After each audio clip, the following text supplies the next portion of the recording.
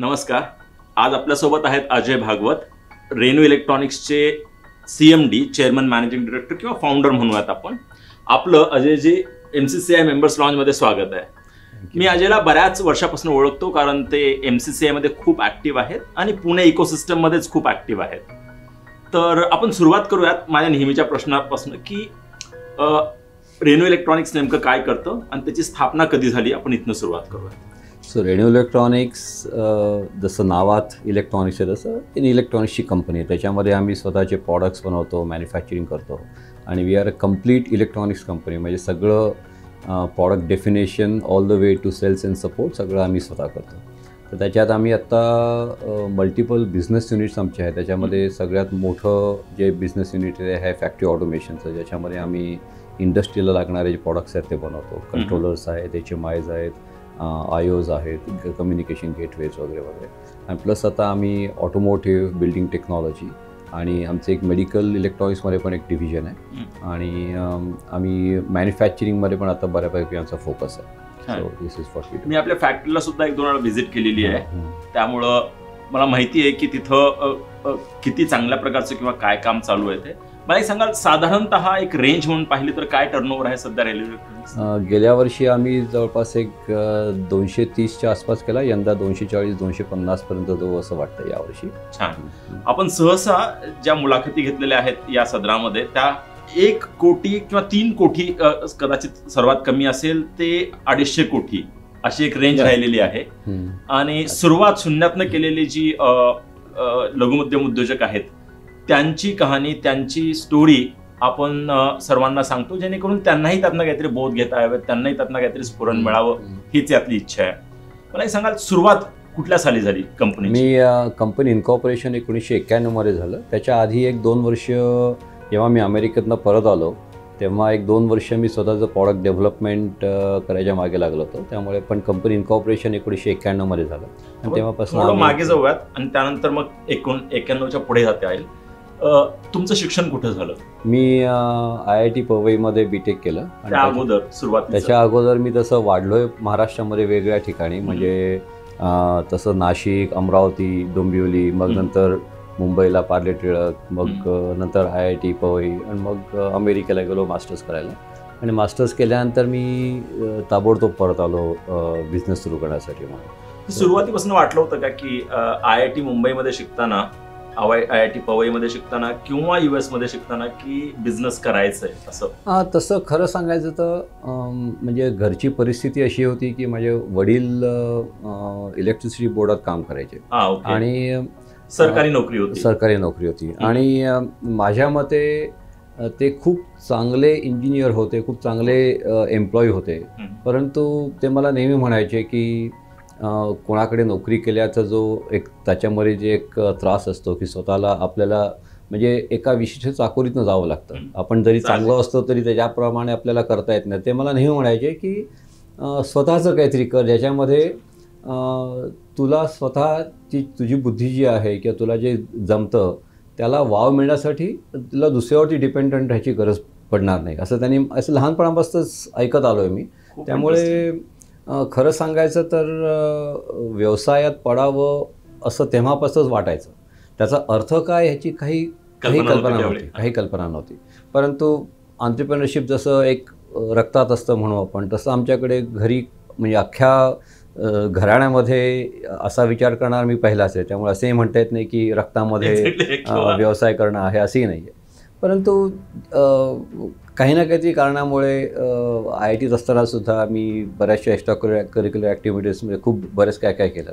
तर त्याच्यातनं हळूहळू शिकत गेलो की आपण कशी टीम बिल्ड करता येते, कसं स्वतःसाठी काही करता येतं, कसं एखाद्या गोष्टीतनं आपण व्हॅल्यू क्रिएट करू शकतो वगैरे वगैरे. हे आधीपासून चालू होतं. ही खूप इंटरेस्टिंग बाब आहे आमच्या दर्शकांसाठी, कारण उद्देशच या सिरीजचा असा आहे की मराठी उद्योजक हे बनतात, घडतात, ते रोजगार निर्मिती करतायत, हे सर्वांना माहिती आहे, पण ते लोकांपर्यंत मराठीमधनं पोहोचवावं. आपण पाहणाऱ्यांपैकी जर एखादे सरकारी अधिकारी असाल किंवा 10 to 5 अशी नोकरी असणारी व्यक्ती असाल आणि आपणही आपल्या मुलांसोबत चर्चा करत असाल तर नक्कीच त्याचा विचार कराल की भागवतांच्या घरी जी चर्चा झाली ती काय होती आणि त्याचा इम्पॅक्ट काय झालेला आहे. फक्त इतकंच नव्हे की शून्यातनं सुरुवात केलेली कंपनी 250 कोटीपर्यंत वगैरे येते आता, पण आणखी बरंच काही आहे या मुलाखतीमध्ये. तर आपण पुढल्या मी तुला अजून एक याच्यात सांगू इच्छितो की मी अमेरिकेत शिकत असताना सुद्धा म्हणजे कसं आहे की आमच्या घरी म्हणजे असा मी विचार पण करू शकलो नव्हतो की आपण अमेरिकेला जाऊन शिक्षण घेऊ, कारण तेवढे तसे पैसे नव्हते वगैरे.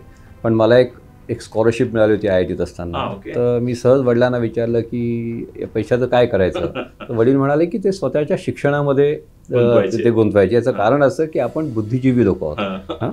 तर त्याच्यामुळे मग मी त्या पैशातनं मी अमेरिकेत युनिव्हर्सिटीला अप्लाय करू शकलो. पण तिथे गेल्यानंतर सुद्धा हा जो व्यवसाय स्वतःचा करायचा ही जी इच्छा असते मनामध्ये, त्यामुळे रोज आजूबाजूला बघताना की अरे हे मी आपल्याकडे कधी पाहिलं नाही अशी एक गोष्ट, तो दृष्टिकोन तयार होतो की घरामध्ये एखाद्या यंत्र असतं किंवा एखादं कॉलेजमध्ये जाताना एखादी गोष्ट दिसते, अरे हे आपल्याकडे याला पण मार्केट असेल. तर सगळ्याचा आपण कंटिन्युअसली विचार करत राहतो.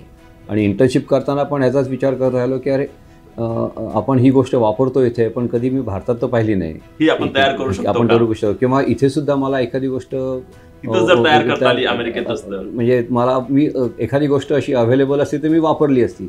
हा विचार डोक्यात सतत आला की आपोआप त्यातनं आयडियाज येत राहतात. इंटरेस्टिंग. आपण आत्ताच या मुलाखती पूर्वी बोलत होतो तेव्हा तुम्ही सांगितलं की सध्या 250 कोटी आहे आणि पुढल्या वर्षभरामध्ये किंवा पुढल्या 1-2 वर्षात कशी ग्रोथ. आम्ही आता ॲक्च्युली काय झालं की आम्ही एक 5-6 वर्षापूर्वीपर्यंत आम्ही एक हार्डली 50-1 कोटीचा टर्न आमचा होता, पण आम्ही खूप आनंदी होतो असं म्हणू की एक छोटी कंपनी छान असं आमच्याकडे सगळंच आमची कंपनी असं आम्ही एक कुटुंब म्हणूनच वागतो. थांबवतो. असं होतं का कुठं? कारण मी बऱ्याच लोकांना इन्फॉर्मल चॅटमध्ये चर्चामध्ये असं ऐकतो की पुण्यामध्ये हा एक गुण आहे आणि तो 2 शब्दात मांडायचा तर उगाच कशाला. म्हणजे तुम्ही जे बोललात की मी खूप खुश होतो, आनंदी होतो. म्हणजे 50 कोटी आहेत किती बरं 5 वर्षापूर्वी, म्हणजे बऱ्यापैकी 25-30 वर्षामध्ये 50 कोटी आहेत, आनंदी आहे, चांगलं कमवलंय, आनंदाने कमवलंय, सचोटीने कमवलंय, मग खुश आहे. तर यात उगाच कशाला आणखी जास्त धडपड करायची असं एक मराठी उद्योजकांविषयी होतं का हे मला विचारायचं. बऱ्याच वेळा होतं. मी आता गेले काही वर्ष मी बऱ्याच लहान कंपन्यांना मेंटरशिप करण्याचे आमचं एक उपक्रम पण आहे आणि मी बऱ्याच लोकांना भेटतो आणि त्याच्यात हे जाणवतो की लोकांना स्वतःतला किती आपल्याला स्कोप आहे याची नीट कल्पना नसते. आणि आमच्या बाबतीमध्ये ती कल्पना नव्हती अशातला भाग नाही, परंतु असं झालं की म्हणजे उगाच कशाला म्हणण्यापेक्षा आपण जे करतोय ते छान करतोय आणि तिथपर्यंतच आपण करू शकू असं जे एक आपल्या स्वतःच्याच मनामध्ये आपण तो एक न्यूनगंड तयार करतो. पण झालं असं की एकदा एका एक्झिबिशनमध्ये, युरोपच्या एक्झिबिशनमध्ये मी आमच्या कंपनीचं नाव एका फ्रेंच माणसाच्या तोंडी ऐकलं, तो दुसऱ्या माणसाला सांगत असताना. आणि तेव्हा मला लक्षात आलं की अरे आपलं नाव आपण जगाच्या नकाशावर आणू शकतो. इंटरेस्टिंग. आणि जगाच्या नकाशावर नाव आणण्यासाठी साईज आवश्यक आहे, रीच आवश्यक आहे.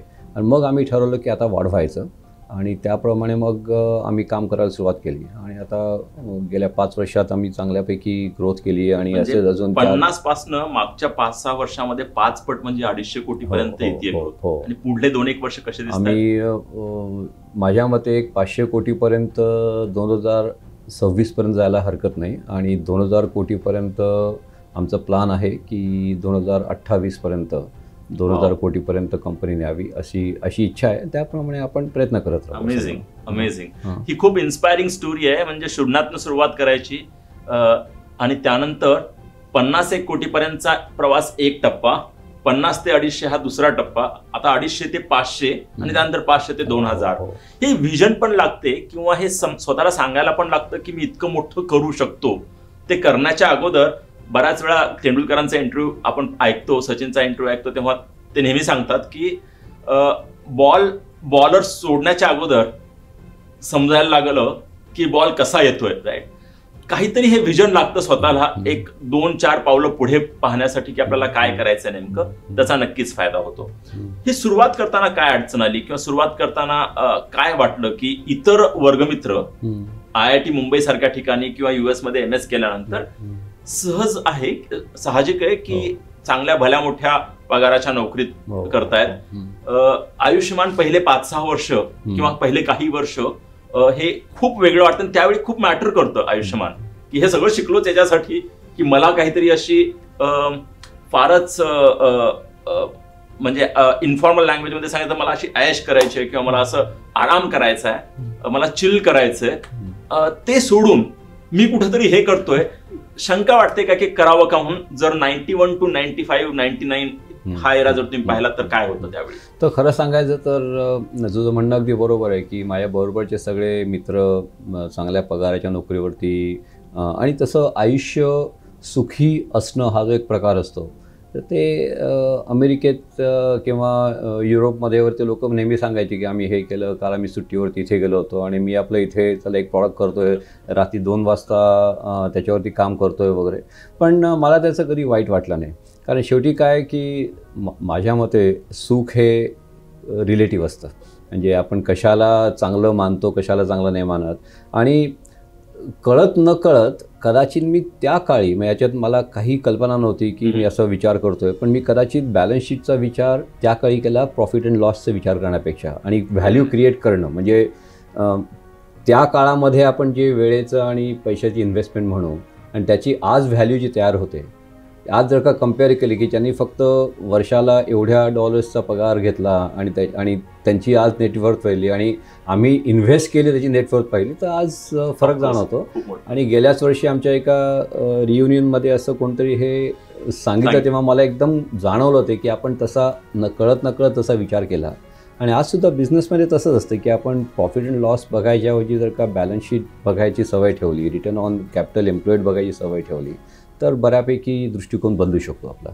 नक्कीच ही इंटरेस्टिंग बाब आहे की PNL फक्त न पाहता बॅलन्स शीट पाहणं, कारण एक एंटरप्रेन्योर हा नेहमी ऍसेट बिल्ड करतो, व्हॅल्यू क्रिएट करतो. तो खूप मोठा फरक आहे एका एम्प्लॉई आणि एका founder, owner, promoter, founder, entrepreneur मधला, की तो व्हॅल्यू क्रिएट करत ऍसेट बिल्ड करतोय, फक्त स्वतःसाठीच नव्हे तर इतर लोकांसाठी जे तिथं त्यांनी रोजगार निर्मिती केली आहे किंवा इन अ वायडर इकोसिस्टमसाठी.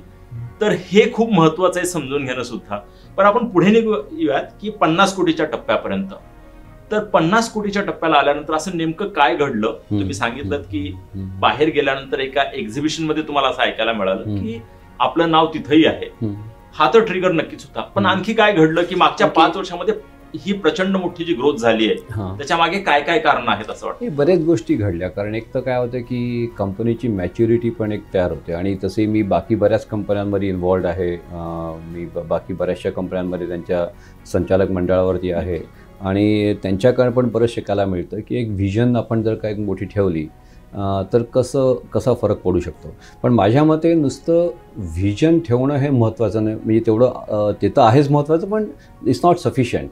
कसं आहे की दिवा स्वप्न तर आपण केव्हाही बघू शकतो, परंतु आता जर का मी म्हटलं की आपल्याला एक 500 कोटीची कंपनी करायची आहे, तर कमीत कमी ती 500 कोटीची कंपनी दिसते कशी, त्यासाठी काय लागतं, आणि हे त्याचा अभ्यास करणं पण आवश्यक आहे. आणि माझ्या नशिबानं मी बऱ्याच ठिकाणी खूप प्रचंड प्रवास केला, बऱ्याच कस्टमर्सला भेटतो, बऱ्याच सप्लायर्सना भेटतो, आणि त्यातनं बरंच शिकायला मिळतं की यातल्या आता 2000 कोटीच्या कंपन्या ज्या आहेत त्या काय करतात, कसं त्यांचं स्ट्रक्चर आहे, आणि आपल्यामध्ये आणि त्यांच्यामध्ये काय गॅप आहे, आणि तिथे जाण्यासाठी आपल्याला काय करायला पाहिजे, याचा जोपर्यंत अभ्यास करत नाही तोपर्यंत ते नुसतं स्वप्नच राहतं. पण अशी काय उणीव असते 50 कोटीच्या कंपनीमध्ये, साधारणतः तुमच्याच नव्हे इतर कंपन्यांमध्ये सुद्धा, जेव्हा तुम्ही 50 होता तेव्हा किंवा इतर कंपन्या तुम्ही ज्या पाहता, 50 ते 250 हा टप्पा हा सिग्निफिकंट टप्पा आहे. तर तो पार करताना नेमकी 1-2 जर उदाहरणं देता आली की काय अडचणी अशा असतात? म्हणजे सिस्टेमिक बिझनेस कसं असतं की आपण एखाद्या कृतीमुळे आपल्याला यश मिळालं असतं, आणि ते कदाचित ते नशिबानं मिळालं असंही असू शकतं. पण जसं तुम्ही मोठं होता तसं नशिबावर विसंबून न राहता सिस्टेमिक आणि रिपीटेबल सक्सेस ह्याला अत्यंत महत्त्व आहे. की आता एखादी ऑर्डर तुम्हाला मिळाली तर नॉर्मली आपण खुश होतो, पण आमच्या कंपनीमध्ये जेव्हा मी आमच्या सेल्सच्या माणसाला प्रश्न विचारतो का रे बाबा ऑर्डर का मिळाली, त्यांना राग येतो की अरे असं का विचारतायत. पण काय आहे की जोपर्यंत आपल्याला हे माहीत नाही की आपल्याला ऑर्डर का मिळाली, तोपर्यंत आपण ते रिपीट कसं करू शकू, आपण काय केलं की ते आपल्याला रिपीट करता येईल याचा जोपर्यंत आपण विचार करत नाही तोपर्यंत आपण रिॲक्टिव्ह होत राहतो. जे पुढच्या वेळेला पण तसंच कस्टमर येईल का नाही ह्याची आणि तो कस्टमर त्याला काय हवं आहे ते आपण देत नसू तर परत यश मिळणार नाही. असं माझं स्वतःचं वैयक्तिक मत आहे आणि त्यामुळे सिस्टम्स महत्वाच्या आहे. त्यानंतर क्वालिटी आणि कल्चर या दोन गोष्टी पण अत्यंत महत्वाच्या आहेत. कल्चर बऱ्याच वेळा ऐकलं जातं. कल्चर म्हणजे नेमकं काय कंपनीमध्ये? कल्चर म्हणजे आपण आपल्या कंपनीच्या बाहेरच्या लोकांमध्ये आपण कसं दिसून येतो हे अत्यंत महत्त्वाचं आहे. तर आमच्याकडे आम्ही व्हॅल्यू सिस्टीम्स अत्यंत महत्त्वाच्या मानतो. आमच्याकडे आता थोडे अर्धा मिनिट घेतो पण आम्ही त्याला टाईम म्हणून एक टाईम व्हॅल्यू सिस्टीम आम्ही त्याच्यावर त्याचा वापर करतो. टाईम म्हणजे T stands for transparency, I stands for integrity, M stands for meritocracy and E stands for empathy. आणि हे आपण नुसतं आपल्या कंपनीमध्येच नव्हे तर कंपनीच्या बाहेरच्या लोकांबरोबर सुद्धा आपण जेव्हा याचा आपण वापर करतो तेव्हा त्याचा फरक जाणवतो. एखाद्या माझ्या प्रॉडक्टमध्ये प्रॉब्लेम आला तर transparently we will tell the customer. लपवायचं नाही. इंटिग्रिटी मी म्हटलं की आम्ही करून तर go all out and make it happen. Meritocracy it doesn't matter who the person is, the ability is what will drive what that person gates.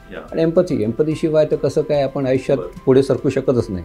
कस्टमरचा problem आपण जर का if you can't empathise with the customer तुम्ही कसं सोडवणार होतो नाही का? तर ह्या व्हॅल्यूज किती महत्वाच्या असतात ना. आपण नेहमी कुठल्या एखाद्या कंपनीत गेलं की ते एक पोस्टर पाहतो व्हॅल्यूज आहेत म्हणून, पण त्या अक्षरशः ग्राउंडवरती उतरावणं किंवा लोकांमध्ये अंगीकारणं हे किती महत्वाचं आहे. अत्यंत महत्वाचं आहे आणि ते सोपं नसतं. त्याला वर्षानुवर्ष लागतात आणि ते it starts from the top आणि all the way at the bottom. हे सगळ्या लोकांना हे सांगणं आवश्यक आहे. त्यामुळे आमच्याकडे आम्ही त्याचे प्रोग्राम्स केले की प्रत्येक व्यक्तीला आपली व्हॅल्यू सिस्टीम काय कळली पाहिजे आणि त्याचा वापर करणं पण तेवढंच महत्त्वाचं आहे. Very nice. तर आता हे झालं 50 ते 250 कोटीपर्यंतची ग्रोथ. आणखी एक प्रश्न माझा असा आहे की आता 250 ते 500 किंवा 250च्या पुढची जी ग्रोथ आहे मोठी, त्यात कुठल्या गोष्टींवरती लक्ष तुम्ही ठेवताय जेणेकरून तुम्हाला ही गोष्ट आपल्याला हे पुढलं ध्येय पुढलं माइलस्टोन साध्य करता येईल असं वाटतं? एक 2-3 गोष्टी आहेत. एक म्हणजे आम्ही मॅन्युफॅक्चरिंग कंपनी आहोत. म्हणजे आम्ही बेसिकली आम्ही पैसे कमावतो ते एखादी वस्तू कस्टमरला देऊन पैसे कमावतो. तर त्यामुळे त्या वस्तूची गुणवत्ता म्हणजे त्याची क्वालिटी ॲस्पेक्ट जो आहे दॅट इज नंबर 1. सेकंडली मोठ्या मार्केटसाठी कशा प्रकारचे प्रॉडक्ट्स लागतात त्याचा अभ्यास आणि त्या अभ्यासाप्रमाणे तसं प्रॉडक्ट बनवणं त्याच्यावरती फोकस. म्हणजे कधीकधी काय होतं की आपल्याकडे मला वाटतं जसं मी प्रॉडक्ट बनवतो आणि अरे हा कस्टमर वेळा आहे का तो का घेऊ शकत नाही असा आपण विचार करतो. ते आता जे customer driven sales driven company आणि सगळ्यात महत्त्वाचं म्हणजे आम्ही मॅन्युफॅक्चरिंग कंपनी असल्यामुळे त्याला लागणारं भांडवल म्हणजे कॅपिटल ज्याला आपण म्हणू त्या कॅपिटलचा योग्य वापर करणं हे पण सोपं नसतं.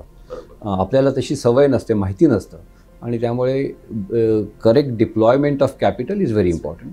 आणि fourth and most important is access to market. These are the things that we are working on. छान. सो तर ही झाली ही ग्रोथ. आपल्याला बरंच काही बोलायचं आहे. आपल्या कंपनीच्या बाहेर सुद्धा एक पुण्यामध्ये ना सार्वजनिक काका नावाचे व्यक्ती होते. सार्वजनिक काका असं त्यांचं नाव. हे माझ्या मते 18th सेंचुरी 19th सेंचुरी. त्यांना सार्वजनिक काका यासाठी म्हणलं जायचं की स्वतःचा उद्योग करत करत किंवा स्वतःचं काही नसेल तरी सुद्धा इतरांना काहीतरी मदत करत जायचे, त्यामुळे त्यांना सार्वजनिक काका म्हणलं जायचं. तर त्याविषयी आणि आपल्या बऱ्याच लोकांमध्ये ते काही अंश असतो सार्वजनिक काकांचा, तर त्याविषयी आपण बोलूयात. म्हणजे तुमची इन्व्हॉल्वमेंट टाय मधली किंवा तुमची इन्व्हॉल्वमेंट MECF मधली याविषयी बोलूयातच. पण त्या अगोदर थोडंसं परत रेन्यू इलेक्ट्रॉनिक्स विषयी बोलूयात. ते असं की जेव्हा सुरुवात केली तुम्ही तेव्हा कॅपिटल हा मुद्दा होता का? म्हणजे जे किमान गुंतवणूक लागते उद्योग करताना तो कसा मिळवला? तो लोन घेतला, स्वतःचे पैसे होते, वडिलांचे घेतले, कुठले घेतले पैसे? सो ॲक्च्युली या विषयावर मी बराच वेळ बोलू शकतो, पण कसं आहे की तेव्हा खरं तशी अक्कल नव्हती की याला धंदा करणं म्हणजे काय माहीत नाही, कॅपिटल म्हणजे काय माहीत नाही, पण उद्या काय खायचं ही काळजी असतेच नेहमी. तर मी सगळ्यात एक इंटरेस्टिंग गोष्ट त्या वयामध्ये अशी केली की मी माझ्या डोक्यात काही प्रॉडक्टच्या आयडियाज होत्या. तर मी ते प्रॉडक्ट तयार व्हायच्या आधी 3 कंपन्यांशी बोललो की मी असं प्रॉडक्ट मी बनवलं तर तुम्ही घ्याल का? तर त्यातल्या 2 कंपन्यांनी अगदी आनंदाने घेऊ, कारण ते प्रॉडक्ट खूप इनोव्हेटिव्ह होते. त्या काळामध्ये रिस्क कमी झालं म्हणण्यापेक्षा मी अजूनही सगळ्या आमच्या मेंटी कंपनीला सांगतोय की the best way to get yourself funded is through the customer. तर त्या काळामध्ये मी 2 कंपन्यांनी मला असं सांगितलं की हे प्रॉडक्ट तुम्ही बनवलं तर आम्ही ते, कारण माझ्याकडे मॅन्युफॅक्चरिंग लाईन नव्हती, सेल्स काहीच नव्हतं, पण आयडिया होतं. तर मी त्यांना म्हटलं की तुम्ही हे या प्रॉडक्टसाठी तुम्ही बनवून विकाल का? ते हो म्हणले. मी त्यांना म्हटलं मग तुम्ही आत्ता मला पैसे द्याल का? सो मग ॲडव्हान्स म्हणा किंवा, आणि तसं करून आम्ही धंदा सुरू केला. आणि पण प्रॉडक्ट मात्र पहिल्याच फटक्यात मी चांगलं व्यवस्थित केलं आणि त्याला जागतिक मार्केटमध्ये चांगला रिस्पॉन्स मिळाला. आणि आमचं त्यावेळेला आम्ही रॉयल्टीवर पैसे कमावून मग ते पैसे मी सगळे कंपनीत गुंतवून हळूहळू पुढे केलं. ग्राहकांनी तुमचं फंडिंग केलं. Absolutely. That's the best thing that can happen. I still believe की that is the best way to get funded. Followed by मग तुम्ही बँकेत जाऊ शकता, मग नंतर फ्रेंड्स अँड फॅमिलीकडे जाऊ शकता, मग रेज करू शकता पैसे. आज पण मी बऱ्याच कंपन्यांमध्ये पैसे गुंतवतो, परंतु त्यांना माझा पहिला सल्ला हाच असतो की कस्टमरकडं पैसे, स्टार्टअपला सुद्धा जर का तुम्हाला कस्टमरकडं पैसे मिळत असतील तर त्यासारखी चांगली गोष्ट नाही. नक्कीच. तर आपण मला हे सांगाल की हे सर्व करत असताना आता जो काही आपला टर्नओव्हर आहे 250 कोटींपैकी, त्यातला आपण एक्सपोर्ट करतो का, आणि एक्सपोर्ट किती करतो, किती टक्के साधारणतः? ऍक्च्युली आमच्या प्रॉडक्ट बिझनेसमध्ये आम्ही तर सुरुवातच 100% एक्सपोर्ट कंपनी केली. In fact we are the first ESTP registered in Maharashtra आणि second ESTP in all over the country. आणि आज सुद्धा ESTP electronics hardware technology park. बरोबर. सो म्हणजे जसं सॉफ्टवेअर टेक्नॉलॉजी, STP म्हणजे सॉफ्टवेअर टेक्नॉलॉजी पार्क आहे, तसं हार्डवेअर टेक्नॉलॉजी पार्क म्हणून एक संकल्पना होती. तर आम्ही त्याच्यामध्ये म्हणजे we are basically 100% export company. आणि एकेकाळी आमचा प्रॉडक्ट बिझनेस हा ऑलमोस्ट 90% आम्ही एक्सपोर्ट करायचो एकेकाळी. पण जसं असं आता असं वाटतं की इथे कदाचित चूक केली, कारण भारतावरती जास्ती फोकस करायला हवा होता आणि ते आम्ही ती एक चूक करेक्ट केली गेल्या काही वर्षामध्ये, की आता भारतावरती पण खूप फोकस आहे. कारण सर्व जग इथं काय विकायचंय, भारतात काय विकायचं यावरती लक्ष केंद्रित. पण एक इंटरेस्टिंग मी सांगू इच्छितो की मी माझ्या व्यवसायामध्ये कधीच भारत म्हणा किंवा अमेरिका म्हणा किंवा युरोप म्हणा, चायना म्हणा, असं माझ्या डोक्यामध्ये कधीही असं वेगवेगळे असं आलं नाही. त्यामुळे कधीच मला असं वाटलं नाही की हे वेगळ्या गोष्टी आहेत. माझ्या मते चांगलं प्रोडक्ट बनवायचं, जे चांगलं करू ना ते भारतात पण विकतं, बाहेर पण विकतं. म्हणजे बऱ्याच वेळा लोक विचारतात की तुमचं एक्सपोर्टची प्रोडक्शन लाईन वेगळी आहे का, क्वालिटी वेगळी नाही आहे एक्सपोर्ट, आणि बरेच लोक इंटरेस्टिंगली विचारतात मला की तुमची प्रोडक्शन लाईन भारतासाठी वेगळी आहे का, प्रोडक्शन लाईन एक्सपोर्टसाठी वेगळी आहे का. नाही, तेच जे प्रॉडक्ट मी अमेरिकेत विकतो तेच प्रॉडक्ट मी भारतात विकतो, आणि उलट सेम थिंग. म्हणजे भारतात करण्यासाठी सुद्धा एक्सपोर्ट क्वालिटी असं नाही कुठं लिहिलेलं, कारण जेव्हा एक्सपोर्ट क्वालिटी लिहितात तेव्हा दुसरी एक क्वालिटी असते, एक लोअर क्वालिटी, असं काहीच नाही. Quality is quality. छान, खूप छान. आणि असे नाही की बा इथल्या कस्टमरला आम्ही वेगळ्या प्रकारे ट्रीट करतो बाहेर, असं ऍब्सोल्युटली काय आमच्या डोक्यात पण येत नाही. सध्या किती टक्के एक्सपोर्ट, किती टक्के प्रॉडक्ट्स मधला जवळपास 60% एक्सपोर्ट असतात प्रॉडक्ट्स मध्ये. आणि काही बाकीचे ऑटोमोटिव्ह वगैरे ते बिझनेसेस सध्या आम्ही भारतावरती फोकस आहे, आणि तिथे भारतामध्येच त्याची ग्रोथ होईल, आणि हळूहळू आम्ही मग ते बाहेरच्या देशामध्ये पण ऑटोमोटिव्ह प्रॉडक्ट्स पण विकायचा प्रयत्न करतो. आणि आता सुद्धा सिंगापूर, थायलंड, व्हिएतनाम या ठिकाणी सुद्धा आम्ही ऑटोमोटिव्हचे प्रॉडक्ट्स पण प्रमोट करायचं. हे खूप इंटरेस्टिंग आहे. स्वतःची कंपनी जेव्हा आपण तयार करतो आणि इलेक्ट्रॉनिक्स मॅन्युफॅक्चरिंग सारख्या क्षेत्रामध्ये स्वतःचा कंपनीचा टर्नओव्हर वाढणे, स्वतःची सुबत्ता वाढणे हे तर आहेच आहे, पण त्यासोबत रोजगार निर्मिती, आणि त्याही पुढे जाऊन जेव्हा आपली परकीय गंगाजळी असते, जेव्हा आपला फॉरेन जे आपली करन्सी आहे, आपल्याकडं जे रिझर्व्स आहेत त्यात वाढ होते, कारण आपला एक्सपोर्ट असतो. आपण जे इम्पोर्ट करायला लागतं त्याला सबस्टिट्यूट म्हणून स्वतः क्वालिटी प्रोडक्ट बनवतो, त्यामुळे इम्पोर्टही कमी करायला लागतं, आणि त्याचा खूप मोठा फायदा होतो. फक्त इकॉनॉमिक सिक्युरिटी नव्हे तर अदरवाईज सुद्धा होलिस्टिक सिक्युरिटीसाठी भारताच्या. तर हे का होतं, तर 50% एक्सपोर्ट हा लघुमध्यम उद्योजक करतात, त्यातलंच हे एक खूप चांगलं उदाहरण आहे आपल्यासाठी. आता साधारणतः किती लोक आहेत आपल्या टीम मध्ये? एकूण जवळपास एक 400च्या जवळपास लोक आहेत सध्या कंपनीमध्ये. छान. तर ही रोजगार निर्मिती होते. एक स्वतःचा उद्योग करत असताना इतक्या लोकांना रोजगार निर्मिती दिल्याचा जो आनंद आहे तो वेगळाच, नाही का?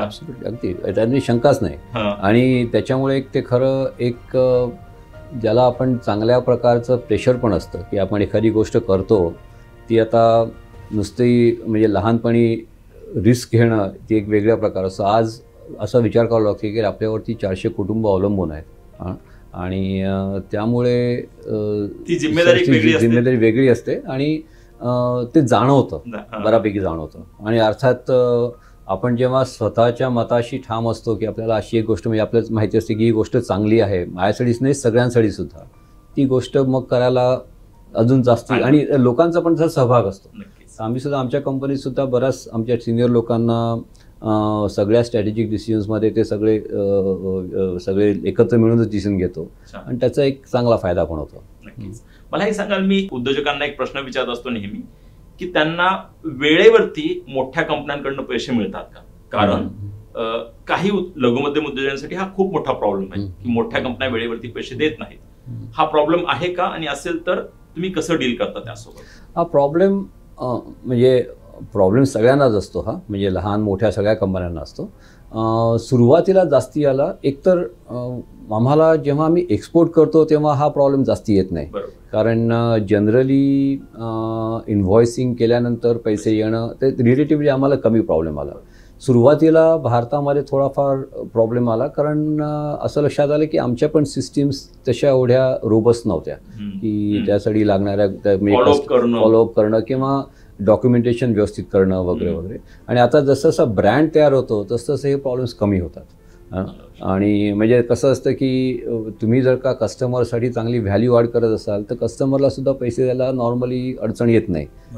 आणि तसं आमचं जरी काही केसेस असतात जशा की जिथे अडचण येते वगैरे, पण असं that was not the serious most problem. म्हणजे कदाचित डिलेड पेमेंट, पण पेमेंट येणं हे जास्ती महत्त्वाचं असतं. तर हे करत असताना आपण एक कंपनी म्हणून, कंपनीमध्ये 400 लोक, तुमचे काही कस्टमर्स, ही तर एक इकोसिस्टम असतेच, काही कॉम्पिटिशन, पण त्यासोबतच एक सप्लायर्स मोठा भाग असतो. त्यासोबतच एक आणखी एक एलिमेंट असतो, तो म्हणजे गव्हर्नमेंट. कारण त्यांच्या पॉलिसीज चांगल्या किंवा वाईट पद्धतीने इम्पॅक्ट करत असतात, कुठलेही गव्हर्नमेंट असो, मग ते स्टेट, लोकल, सेंटर, कुठल्याही सालचा असो. तर आपण वळूयात की काय फायदा झाला, किंवा लघुमध्यम उद्योजकांना जी लोक हा इंटरव्ह्यू किंवा ही मुलाखत पाहतायत, ऐकतायत, त्यांनी कसा फायदा घ्यावा एखाद्या गव्हर्नमेंट स्कीमचा, त्याविषयी बोलूया. फॉर एक्झाम्पल, आम्ही ESTP रजिस्टर केली 1900 मला आठवत नाही 93-94 साली, किंवा आम्ही जेव्हा ESTP म्हणून कंपनी रजिस्टर केली तर तेव्हा आम्हाला सगळे इम्पोर्ट्सचे ड्युटी फ्री यायचे आमच्याकडे. आणि काही वर्ष आम्हाला इन्कम टॅक्स बेनिफिट पण मिळाला, त्याचा फायदा झाला. पण आज जर का मी विचार केला तर मी त्याच्यावरती माझा व्यवसाय बिझनेस प्लॅन कधी बेस करणार आहे त्याच्यावरती आज तरी. आणि आम्ही आत्तासुद्धा असा विचार करतो की माझ्या प्रॉडक्टची जी किंमत आहे, सपोज आपण विचार करू की माझे कॉम्पिटिटर्स तैवानमध्ये, चायनामध्ये, जपानमध्ये, इटलीमध्ये आहेत, अमेरिकेत आहेत, तर आम्ही सुद्धा आमच्या इंजिनिअरिंग टीमला किंवा प्रोडक्शन टीमला हे सांगतो की तुमची FOB फॅक्टरी प्राईस ही त्यांच्या FOB फॅक्टरी प्राईस प्रमाणे असली पाहिजे, त्यांच्याशी कम्पीट करायला पाहिजे, नॉट देअर लँडेड प्राईस. म्हणजे मग भारताने त्यांना 15% कस्टम ड्युटी लावली म्हणून आपलं प्रॉडक्ट आता कॉम्पिटिट झालं नाही, तसं आम्ही विचार नाही करत. आम्ही विचार करतो की हे प्रॉडक्ट आपण त्यांच्याशी सपोज एका न्यूट्रल देशामध्ये आपण कम्पीट करत असू तर कम्पीट करू शकू का, कारण मग तिथे लेवल फील्ड आहे. बरोबर.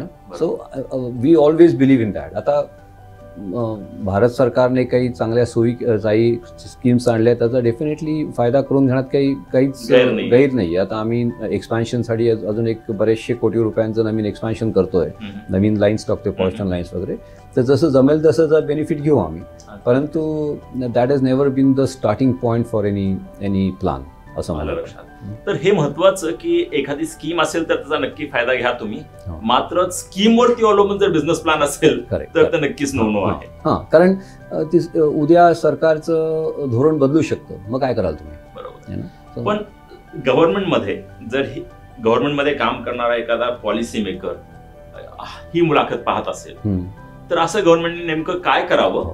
स्टार्टअप्स, ई-कॉमर्स स्टार्टअप सोडून आपण फक्त मॅन्युफॅक्चरिंग विषयाविषयी बोलतोय सध्या, उत्पादन क्षेत्राविषयी, असं काय करावं जेणेकरून उत्पादन क्षेत्राला फायदा होईल? बऱ्याच गोष्टी असतील पण तुमच्या टॉप ऑफ द सगळ्यात पहिलं म्हणजे सप्लाय चेन. सप्लाय चेन मध्ये मी एक उदाहरण म्हणून सांगतो की मी चायनामध्ये एक कंपनी विकत घ्यायचा माझा विचार होता. आणि मी जाऊन बरेच त्याचा अभ्यास पण केला.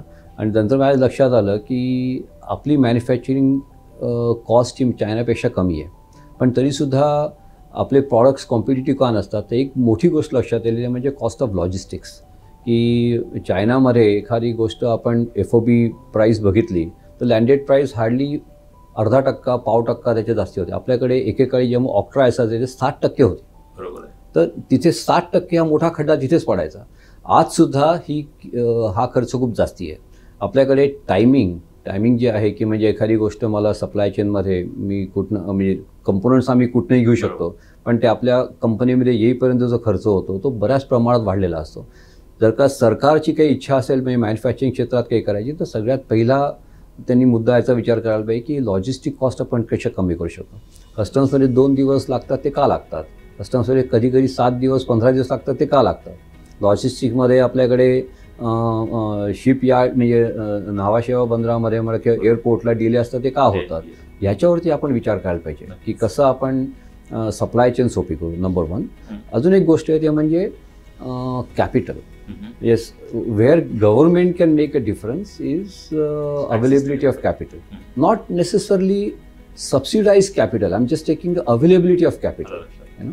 या गोष्टींसाठी मला वाटतं उद्योजकांना त्याचा त्रास होतो आणि ते जर का आपण कमी केला तर त्यांचं लक्ष मुख्य गोष्टीकडे जाईल, विच इज मॅन्युफॅक्चरिंग क्वालिटी वगैरे वगैरे. आपण जे सांगितलं ना की खूप इंटरेस्टिंग आहे, कारण जेव्हा आपण लॉजिस्टिक्स कॉस्ट भारतात पाहतो तेव्हा ती double digit percentage of GDP अशी असते जास्त. आणि इतर जी देश आहेत जी प्रगती करतायत खूप चांगली, तिथं 6-7% वगैरे असतो. तर हा खूप मोठी ही रेंज आहे. बरोबर. आणि बाजूच्याच रूम मध्ये आपल्या बोर्डरूम मध्ये 1-1.5 वर्षापूर्वी चर्चा होती. व्हाईस चेअरमन नीती आयोग आले आणि एक मोठे उद्योजक आम्ही नाव घेऊन सांगतो, डॉक्टर बाबा कल्याणी. त्यांनी स्पष्टपणे हाच मुद्दा मांडला की तुम्ही लॉजिस्टिक कॉस्ट कमी करायला हवी, कारण मला इथून सुद्धा नवासेवापर्यंत जायला जी कॉस्ट लागते बरोबर ती खूप जास्त आहे. माझी लँड जेव्हा होते एखाद्या परदेशामध्ये, तिथून त्या एअरपोर्ट पासून किंवा त्या पोर्ट पासून कस्टमर पर्यंत जायला जी लागतात त्या कितीतरी पट जास्त इथं आहे. ती कमी जर केला तर मलाच नव्हे तर भरपूर मोठ्या लघुमध्यम उद्योजकांचा फायदा होईल. ही पहिली गोष्ट. दुसरी, तुम्ही इंटरेस्टिंगली सांगितलं की एक आहे लॉजिस्टिक्सचा कॉस्ट आहे, पण कॅपिटल महत्वाचं आहे हे सुद्धा तुम्ही सांगितलं. भारतामध्ये सध्या 100 लाख कोटी वगैरे इतकं काहीतरी क्रेडिट आहे. ठीक आहे. तर क्रेडिट टू GDP आपला जो रेशो आहे तो सुद्धा 50% वगैरे इतकाच आहे. इतर देश जेव्हा आपण पाहतो तो 100% किंवा त्यापेक्षा जास्त आहे. अगदी बरोबर. जेव्हा आपण MSMEs पाहतो तर साधारणतः एक 25 ते 30 लाख कोटी इतकं त्यांना क्रेडिट दिलं गेलेलं आहे. त्यांना जर जास्त क्रेडिट दिलं गेलं, अवेलेबल केलं गेलं ते क्रेडिट योग्य दराने, तर त्यांना साहुकारांकडनं जे कर्ज घ्यायला लागतं ते घ्यायला लागणार नाही. कॉस्ट ऑफ कॅपिटल कमी झाली तर कॉस्ट ऑफ प्रोडक्शन कमी होईल आणि त्यांची प्रॉफिटेबिलिटी वाढेल, सस्टेनेबिलिटी वाढेल. पण हा तर थोडा थिअरॉटिकल मुद्दा झाला, आपण परत प्रॅक्टिकल येऊया. मी अजून एक मुद्दा मांडू इच्छितो, ते म्हणजे की अजूनही प्रायव्हेट इक्विटी कॅपिटल जे आहे ते माझ्या मते मॅन्युफॅक्चरिंग इंडस्ट्रीकडे अजून कमी जातं. आणि याचं मुख्य कारण असं आहे की इन्व्हेस्टर्सला असं वाटतं की मॅन्युफॅक्चरिंग कंपनी म्हणजे लायबिलिटी आहे, त्यांचं इन्व्हेंटरी आहे, त्यांना ते विकलं गेलं नाही तर काय वगैरे वगैरे. याच्यासाठी म्हणजे हा प्रॉब्लेम असा इथे बसून सुटणारा नाही आहे, परंतु एक इंटरेस्टिंग गोष्ट अशी एक करता येईल की त्याला लागणाऱ्या ज्या एक्सपर्टीज आहेत की म्हणजे इन्व्हेस्टरला असं वाटणं साहजिक आहे की माझा पैसा परत मिळेल का नाही मला माहीत नाही, परंतु जर का एक्सपर्टीज देशामध्ये तयार झाल्या ज्याच्यामुळे आपण ही रिस्क कमी करू शकतो, पिच बनवतो आणि ऍक्च्युअली एक्झिक्यूट पण नीट केलं तर इन्व्हेस्टरचा कॉन्फिडन्स वाढेल. पण ही उदाहरणं आहेत ना, तरी सुद्धा जर पाहिलं की पुण्यातच जर पाहिलं आपण, रेन्यू इलेक्ट्रॉनिक्स काय, प्राज काय, किंवा आता विप्रोनी जी अक्वायर केली ती पारी काय, ही खूप इंटरेस्टिंग उदाहरणं आहेत की मॅन्युफॅक्चरिंग मध्ये इन्व्हेस्टर्सना किती मोठा इंटरेस्ट वाटतोय, कारण किती चांगलं काम घडतंय तिथं. तर हे शक्य पण आहे, पण हे त्यांना एका विशिष्ट स्टेजपर्यंत आल्यानंतर मग म्हणजे जिथे कधी कधी असं असतं की रिस्क इन्व्हेस्टरला कमी वाटते तेव्हा ते इन्व्हेस्ट करतात आणि हे बाकी इंडस्ट्रीमध्ये घडत नाही. सॉफ्टवेअर इंडस्ट्रीमध्ये म्हणा, प्रॉडक्ट इंडस्ट्री, म्हणजे तिथे त्यांना जास्तीत जास्त रिस्क काय आहे की कॅश फ्लोची रिस्क थोडीफार असेल, पण इन्व्हेंटरी नाही आहे किंवा क्वालिटीचं असं काही प्रॉब्लेम नाही आहे, तिथे ते लोक हवं तसं इन्व्हेस्ट करतात. हा दृष्टिकोन जेव्हा इन्व्हेस्टरचा आपण बदला, आणि हे दोष मी इन्व्हेस्टरला देत नाहीये, इकोसिस्टम बदलायला. आणि तू मगाशी विचारलंस की सरकारने काय केलं पाहिजे, तर सरकारने जर का अशा गोष्टीमध्ये देशामध्ये एक्सपर्टीज क्रिएट करण्याच्या मागे जर का आपण इन्व्हेस्टमेंट केली, सपोज की क्वालिटी, प्रॉडक्ट मॅनेजमेंट, साध्या गोष्टी आहेत की सगळ्यात जास्ती त्रास हा चांगले प्रॉडक्ट मॅनेजर्स मिळण्यामध्ये होतो. सगळ्यात जास्ती त्रास हा क्वालिटी मेंटेन करण्यामध्ये, ग्लोबल क्वालिटी मेंटेन करण्यामध्ये होतो. तर तिथे जर का आपण इन्व्हेस्ट करून त्या प्रकारचं मनुष्यबळ तयार केलं तर हळूहळू काही वर्षानं आपल्याला फरक दिसेल असं माझं मत आहे. खूप इंटरेस्टिंग. आपण हा सर्व प्रवास ऐकतच आहोत. मला एक शेवटचा प्रश्न यात विचारायचा आहे, त्यानंतर आपण पुढल्या टप्प्याकडे वळूया. ह्या टप्प्यात शेवटचा माझा प्रश्न असा आहे की मी हे सुद्धा ऐकले की तुम्ही एक जर्मनीमध्ये जाऊन कंपनी अक्वायर केली. हो. तो अनुभव कसा राहिला? तो अनुभव खूपच इंटरेस्टिंग होता. आणि आपल्याकडे एक लहान तोंडी मोठा घास अशी एक म्हण आहे, परंतु आम्ही विचार केला की पण आम्ही विचार केला की जर का मला जगाच्या नकाशावर आपलं नाव पाहिजे असेल तर सगळ्यात पहिली गोष्ट अशी आहे की जागतिक क्वालिटीचे कस्टमर्स पण पाहिजेत. आमचं एक गोष्ट चांगली आमच्या बाबतीत घडली ते म्हणजे आम्ही पहिल्यापासूनच आम्ही जे एक्सपोर्ट करायचो ते आम्ही अत्यंत चांगल्या कस्टमर्सबरोबर काम केलं. आमचे कस्टमर्स म्हणजे Omron, Toshiba, Panasonic, GE, Rockwell, Siemens, Schneider, म्हणजे फॅक्टरी ऑटोमेशनमधली सगळ्यात मोठमोठी नावं हे आमचे कस्टमर्स आहेत. आम्ही त्यांच्याकडे खूप शिकलो. पण शेवटी जनरल मार्केट, स्केलेबल मार्केटमध्ये जाण्यासाठी तिथला ब्रँड पाहिजे, तिथलं प्रेझेन्स पाहिजे, याच्यावरती आम्ही भर दिला. मग विचार केला की सगळ्यात मोठं मार्केट आहे जर्मनी आहे. जर्मन कंपनीमधनं युरोपमध्ये ॲक्सेस करायला काही प्रॉब्लेम, त्यामुळे तिथे आपलं प्रेझेन्स पाहिजे. तर आम्ही जरा चांगल्या संधी शोधत होतो आणि एक चांगली संधी आमच्याच कस्टमरच्या थ्रू आली की त्यांची एक सबसिडियरी त्यांना विकायची होती. आणि मग आम्ही त्याच्यामध्ये म्हणजे पूर्ण विचार करून ती कंपनी पूर्ण अक्वायर करायचं प्लॅन केला. आणि एकदा उडी मारायची, पोहायचं ठरवलं तर मग पाणी किती गार आहे याचा विचार करायची, नाक दाबायचं, उडी मारायची, बघू काय होतं ते. आणि ते चांगलं झालं असं मला वाटतं स्वतःला की we were able to integrate the company very well into our overall business. आणि त्याच्यामुळे आम्हाला बरेच चांगले अपॉर्च्युनिटी झाल्या. आम्हाला याचा खूप अभिमान आहे पुण्यात किंवा महाराष्ट्रामध्येचं. कारण हे सुद्धा आहे की हा तुमच्या कंपनीचा एक स्ट्रॅटेजिक डिसिजन होता, ते तर आहेच आहे. मात्र जे बरेच न्यूनगंड असतात ना की मराठी माणसानी एकतर कुठेतरी फक्त काम करायचं, तेही जर मोठ्या वेस्टर्न कंपनीत काम केलं तर आणखी चांगलं, तिथनं स्वतः काहीतरी करायचं, इतकंच नव्हे तर बाहेर देशामध्ये जाऊन गुंतवणूक करायची, फक्त आपल्या देशात गुंतवणुकीची वाट न पाहता. ती तर चांगलीच गोष्ट आहे, मात्र त्याच्याही पुढे जायचं, तिथली लोक रिक्रूट करायची आणि तिथंही रोजगार निर्मिती करायची. यातनं बरेच न्यूनगंड हे बऱ्याच मराठी उद्योजकांचे निघून जातात की हे शक्य आहे, हे आपण करू शकतो. फर्स्ट जनरेशन एंटरप्रेन्योरसाठी सुद्धा हे शक्य आहे, हे त्यातनं साध्य होत नाही. ऍब्सोल्युटली, काही शंकाच नाही. एक साधी गोष्ट आहे की जर का मला आता या जर्मन ॲक्विजिशनमुळे एक आमच्याकडे खूप मोठी अपॉर्च्युनिटी आहे की काही एका आमच्याच क्षेत्रामध्ये एक अत्यंत मोठी कंपनी, त्यांचे काही प्रॉडक्ट्स आता आम्ही ती डिझाईन करून बनवतो आहे. जर का माझ्याकडे जर्मनीमध्ये ही स्वतःची सबसिडियरी नसती तर कदाचित शक्य नव्हतं. कारण आम्ही काय करतोय की त्यातले काही प्रॉडक्ट्स जर्मनीमध्ये बनवतोय आणि जवळपास म्हणजे हार्डली 15-20 कोटीचे प्रॉडक्ट जर्मनीमध्ये बनवू आणि 200-250 कोटीचे प्रॉडक्ट्स इथे बनवू, असा तो एक प्लॅन आहे. आणि त्याचं डिझाईन जे आहे ते आम्ही सगळं इथे पुण्यामध्ये करतो. आमच्या जर्मनीमध्ये पण आमच्याकडे खूप चांगले इंजिनियर्स आहेत आणि हे एकत्र काम केल्यामुळे बऱ्याच प्रमाणात फरक पडला. आमच्या विचार करण्याच्या पद्धतीमध्ये पण फरक पडला.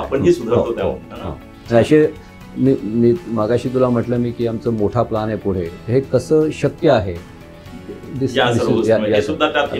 आता आम्ही अमेरिकेमध्ये अशीच एक अपॉर्च्युनिटी बघतोय. मी इनफॅक्ट ऑलमोस्ट गेल्याच आठवड्यामध्ये आम्ही एक कंपनी, आता ते नाही करत आहे पण अजून अशा 4-5 कंपन्या बघून त्यातली एखादी जर अशी कंपनी मिळाली तिथे पण प्लॅन आहे. तर हा प्रवास आहे रेन्यू इलेक्ट्रॉनिक्सचा. या प्रवासातली एक छोटी गोष्ट फक्त विचारायची राहिली आहे, मला माहिती आहे पण आपल्या श्रोत्यांसाठी, नाव रेन्यू इलेक्ट्रॉनिक्स हे का? कारण ही खूप इंटरेस्टिंग गोष्ट आहे, तुम्ही ऐकायला हवी. अच्छा, हे मी ॲक्च्युली पब्लिक फोरममध्ये कधी बोललेलं नाही आहे, परंतु रेणू हे माझ्या बहिणीचं नाव आहे. सो कसं आहे की मी लहानपणी आमच्याकडे बऱ्याच गोष्टी घडल्या. इस्पेशली माझी आई खूप लहान वयामध्ये गेली आणि खरं ही बहीण माझी हार्डली 2 वर्षाने मोठी आहे माझ्यापेक्षा, पण तिने स्वतःचं सगळं करिअर बाजूला ठेवून कुटुंबाकडे लक्ष दिलं. आणि कसं आहे की ज्या व्यक्तीला आपण सगळ्यात जास्ती मानतो त्या व्यक्तीच्या नावानं एखादी गोष्टी केली तर एक आपण नक्की म्हणू शकतो की त्या नावाखाली आपण कुठली वाईट गोष्ट करणार नाही, मनापासून करू, जे काय करू ते नीट करू, कारण ते नाव टिकवायचं सर्वात जास्त महत्त्वाचं, सगळ्यात महत्त्वाचं आहे. आणि या व्हॅल्यूज की कंपनी किती मोठी करायची, किती मोठी होती आहे, त्या मागे दडलेली एक कौटुंबिक तत्व काय आहेत किंवा व्हॅल्यू काय आहेत, मूल्य काय आहेत, हे यातनं जाणवतं आपल्याला. याच बाबतीत अजून एक गोष्ट सांगतो मी की आपण नेहमी म्हणतो की एखाद्या व्यक्तीने व्यवसायात उडी मारली, त्याने व्यवसाय केला, अमुक केलं तमुक केलं. खरी गोष्ट अशी आहे की आपण कधीच व्यवसायात एकटं नसतो. आपण जेव्हा आता मी रखा म्हटली की मी कंपनी सुरू करतो, त्याच्यामध्ये आपण आपल्या कुटुंबाला त्याच्यामध्ये नेहमीच आणत असतो. Whether they know it or not, we drag them into the business in the sense की त्यांना आपण मग वेळ कमी देतोय का, मग त्यांना त्यांचा पण त्याग तेवढाच महत्त्वाचा आहे. आपली मेहनत जेवढी महत्त्वाची आहे तेवढीच त्यांचा पण त्याग महत्त्वाचा आहे. बऱ्याच वेळा बरेचसे उद्योजक हे विसरतात. आणि आता आमच्याकडे सुद्धा आमचं कुटुंब आहे, मुलं आहेत, मुलं लहानाची मोठं असताना असं झालं असेल पण की कदाचित मी बिझनेसकडे जास्ती लक्ष दिलं असेल. पण आवर्जून एक गोष्ट सांगू इच्छितो मी की कुटुंबाची साथ असली तरच हे सगळं शक्य आहे. तर हा धडा कुटुंबासाठी सुद्धा आहे. जेव्हा तुमच्या घरामध्ये कुणीतरी काहीतरी धडपडतंय नवीन करण्यासाठी आणि तुम्हाला अशी मुलाखत पाहून वाटतं की त्यांनीही 200, 250, 500 कोटींचा उद्योग करावा, तेव्हा हे सुद्धा तितकंच महत्वाचं की तुम्ही त्याला कसं बळ देताय ते. बरं, हा प्रश्न राहिलाच माझा विचारायचा, तो म्हणजे या पुढे नेक्स्ट जनरेशन जी आहे, पुढली पिढी आहे, तर ती कितपत इंटरेस्टेड आहे या उद्योगात येण्यासाठी आणि हा उद्योग पुढे घेऊन जाण्यासाठी? सो माझा मुलगा त्याने पण माझ्याच पावलावर पाऊल ठेवून अमेरिकेत तो शिक्षणासाठी गेला आणि तो पण 2 वर्षापूर्वी परत आला इथे. पण रिमेंबर, मी तुला मगाशी म्हटलं की टाइम ही व्हॅल्यू सिस्टीम जी आहे त्याच्यामध्ये एम स्टँड्स फॉर मेरिटोक्रेसी. बरोबर.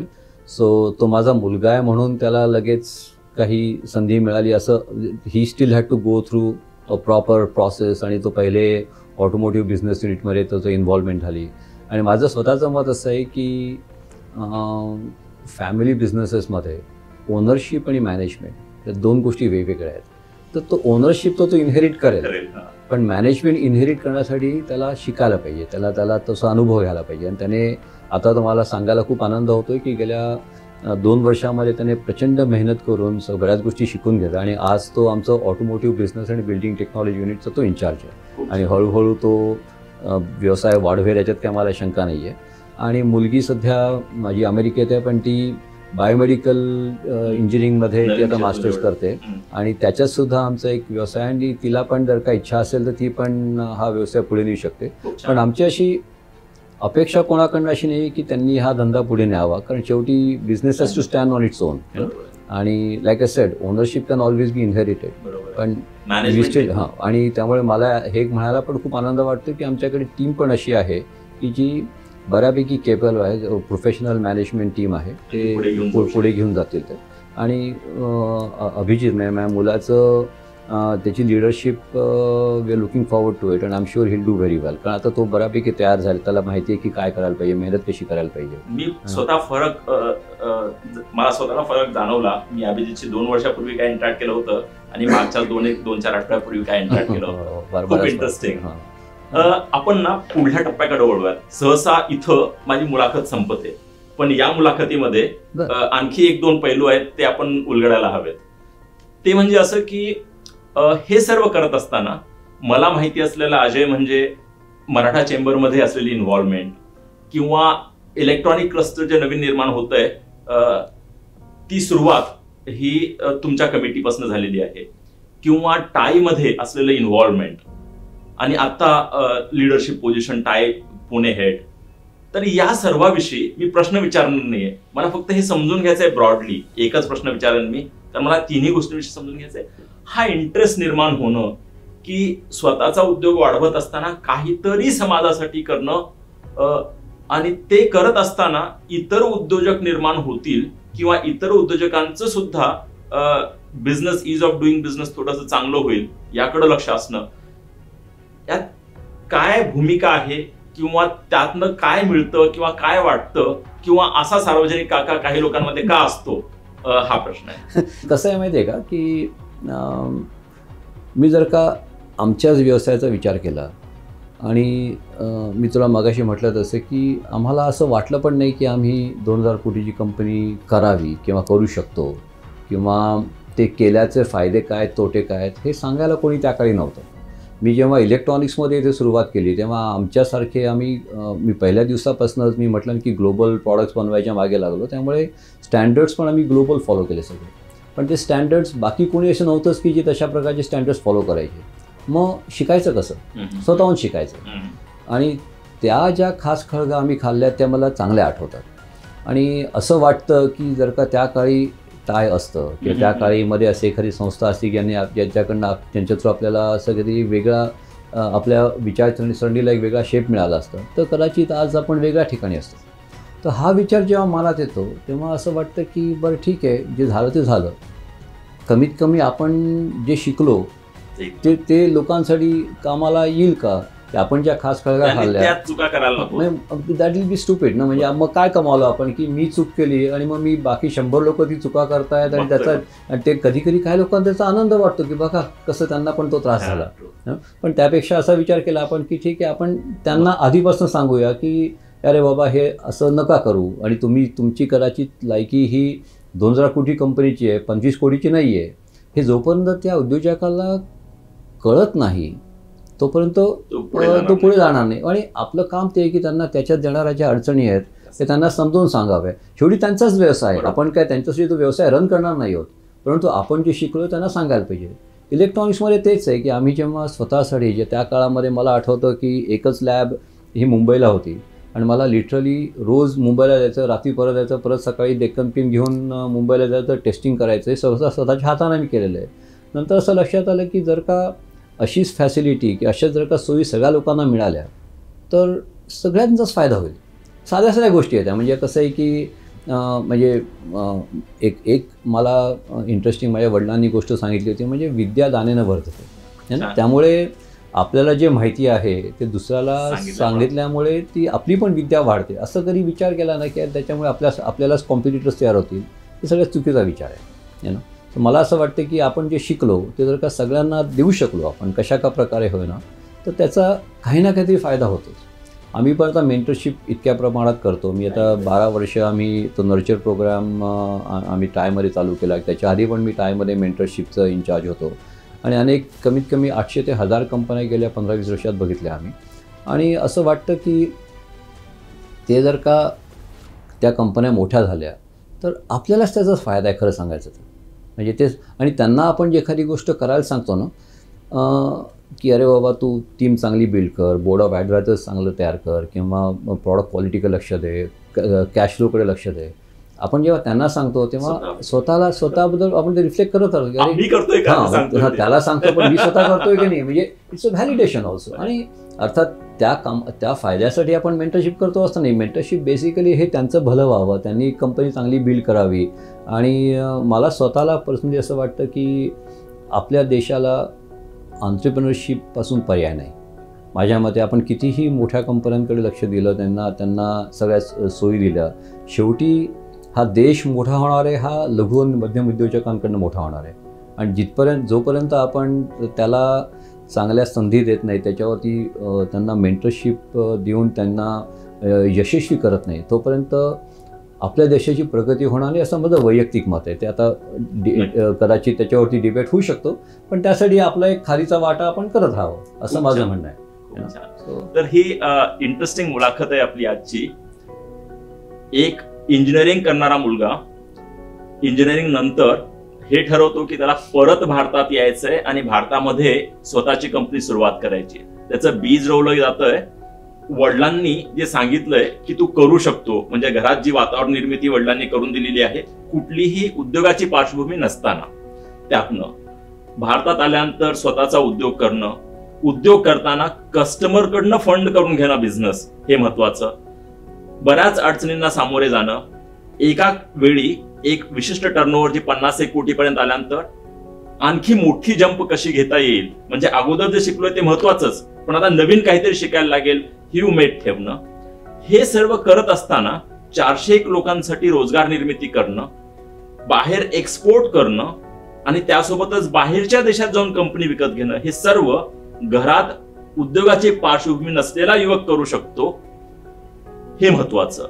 आपल्यातल्या बऱ्याच लोकांना ही इच्छा असेल तर तेही हे का करू शकतात आणि कसं करू शकतात हाच बोध यातनं घेता येईल.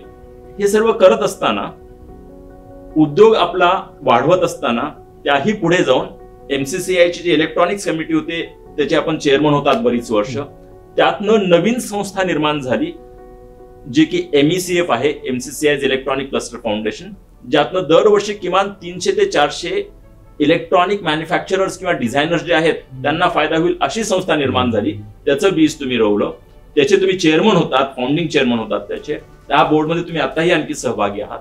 यासोबतच काय खूप व्हायब्रंट ऑर्गनायझेशन आहे पुण्यामध्ये, त्यातनं शेकडो जे स्टार्टअप एंटरप्रेन्योर्स आहेत त्यांना गायडन्स दिलं गेलं, हे सर्व केलं गेलं आणि हा प्रवास आणखी चालूच आहे. म्हणजे हे सर्व कधी बोललं जातं, सहसा हे प्रवास संपल्यानंतर बोललं जातं, पण हा प्रवास चालूच आहे. खूप इंटरेस्टिंग अजय, आपल्याला ही मुलाखत नक्कीच आवडलेली असेल, पण आपल्याला मुलाखतीतलं काय आवडलं नेमकं हे जर आपण कमेंटमध्ये कळवला तर खूप चांगलं होईल. आपल्याला आणखी जरी काही फीडबॅक असेल तर नक्की तो कमेंटमध्ये कळवा. त्याही पुढे जाऊन मी अजयजींना एक विनंती करतोय ती अशी की जर आपल्यापैकी काही लोकांना आणखी काही मौलिक सल्ला अजयजींचा हवा असेल तर तोही तुम्ही कमेंटमध्ये कळवू शकाल. MCCI ची टीम नक्कीच ते प्रश्न अजयजींना विचारेल, तुम्हाला उत्तर कळवेल आणि एखाद्या व्यक्तीला किंवा 2-4 लोकांना जर तुम्हाला भेटायचंही जरी असेल तर अशी भेट सुद्धा घडवून देईल, जेणेकरून तुम्हाला डायरेक्ट गायडन्स सुद्धा मिळेल. आज तुम्ही आलात, आमच्याशी चर्चा केलीत, खूप खूप आभार. धन्यवाद. धन्यवाद.